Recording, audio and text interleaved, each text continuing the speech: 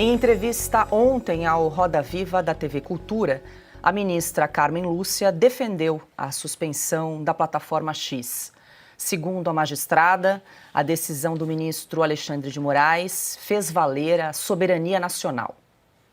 Num Estado soberano, todos nós, cidadãos, e todos aqueles que atuam aqui em empresas, plataformas que não deixam de ser empresas, têm que cumprir sim a lei do país. É assim em todo lugar, o Brasil não é menor, o Brasil não é quintal de ninguém, o Brasil é um Estado soberano que precisa de ter o seu direito respeitado para se dar o respeito. E nós fizemos isso. Por que para nós seria diferente? Por que uma empresa acha que pode tratar o Brasil como se o Brasil fosse algo que pode ser absolutamente desenhado?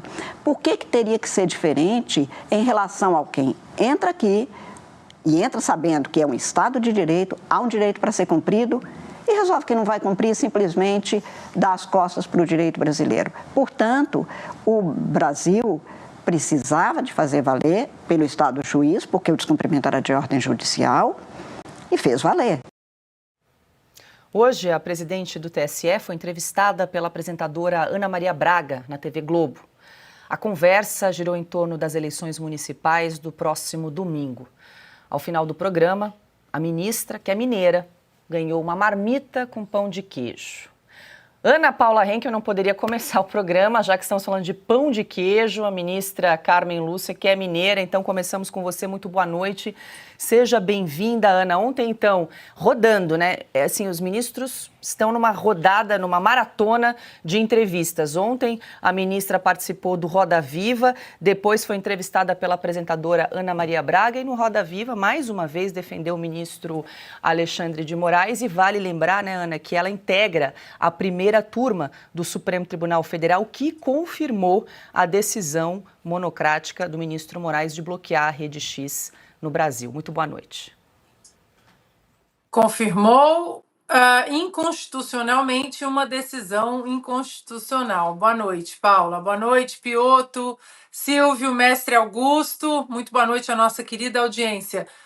Ô, Paula, essa semana ou semana passada o Silvio disse: meu Deus, a gente vai ter que repetir, e vamos ter que repetir tudo de novo, porque não adianta eles empacotarem esses discursos todos com uma aura constitucional, uma aura de garantia à soberania nacional, respeito à democracia, e essas platitudes todas, porque hoje todos nós sabemos, o Brasil sabe que essas ordens são inconstitucionais, que essas ordens são ilegais, ferem o devido processo legal.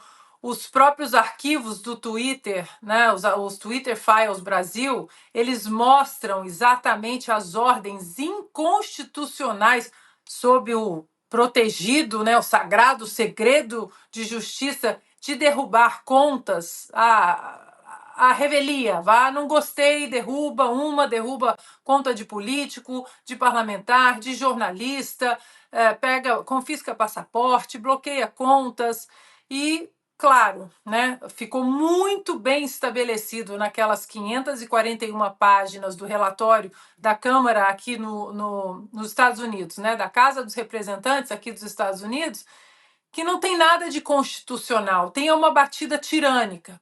E a ministra Carmen Lúcia, ela que já disse, o cala a boca já morreu, contra alguma possível censura no Brasil. Em 2016 ela disse isso, cala a boca já morreu.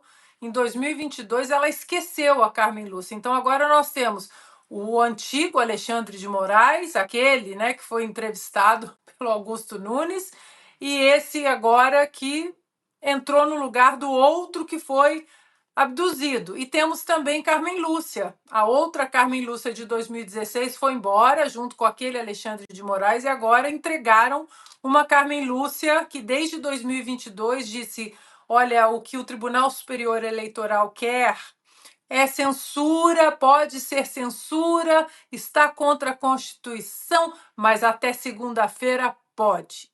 E aquela segunda-feira nunca acaba. Nunca acaba. A gente vai ter que ficar repetindo isso.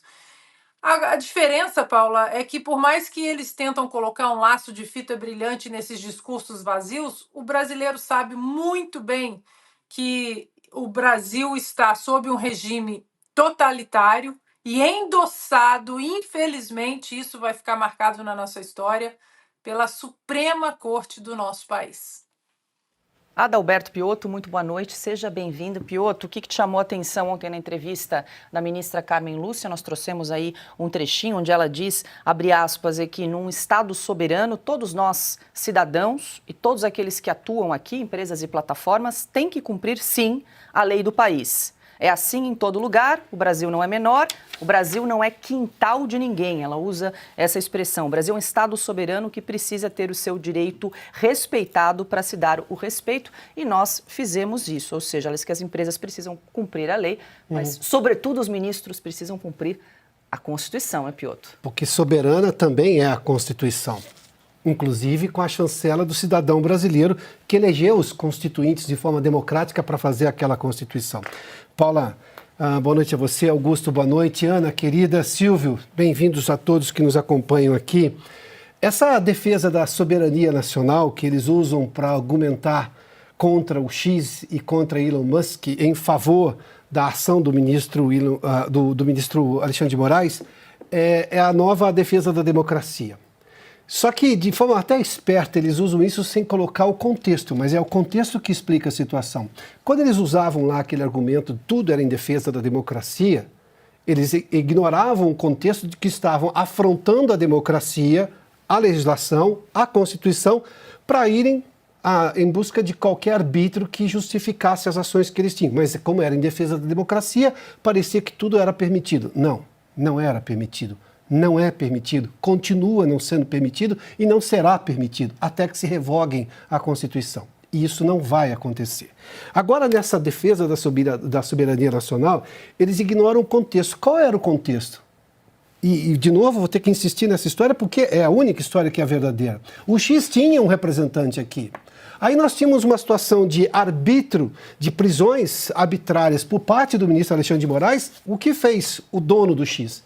Como qualquer dono de empresa que é responsável pelos seus funcionários, retirou o representante, porque poderia ser vítima de uma prisão arbitrária e sabe-se lá que recurso seria capaz de relaxar uma prisão. A gente vê, por exemplo, a leniência com que a legislação e até a jurisprudência do Supremo Tribunal Federal é levada neste momento pelo ministro Alexandre de Moraes em relação a outros presos, aos traficantes e corruptos. Bom, isso o garantismo do Supremo trabalha, digamos, a todo vapor, mas a presos, abre aspas, especiais, né, nesta luta pela democracia, a regra é outra.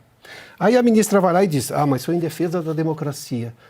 Se não houvesse esse nível de arbitrariedade que o país vive hoje, se nós tivéssemos a Constituição sendo soberana e respeitada pelo Supremo, que deveria guardá-la, muito provavelmente afirmaria que o X jamais retiraria seu representante daqui. E aí discutiria-se, num devido processo legal, o porquê que se afronta a liberdade de expressão, como, por exemplo, retirada de perfis.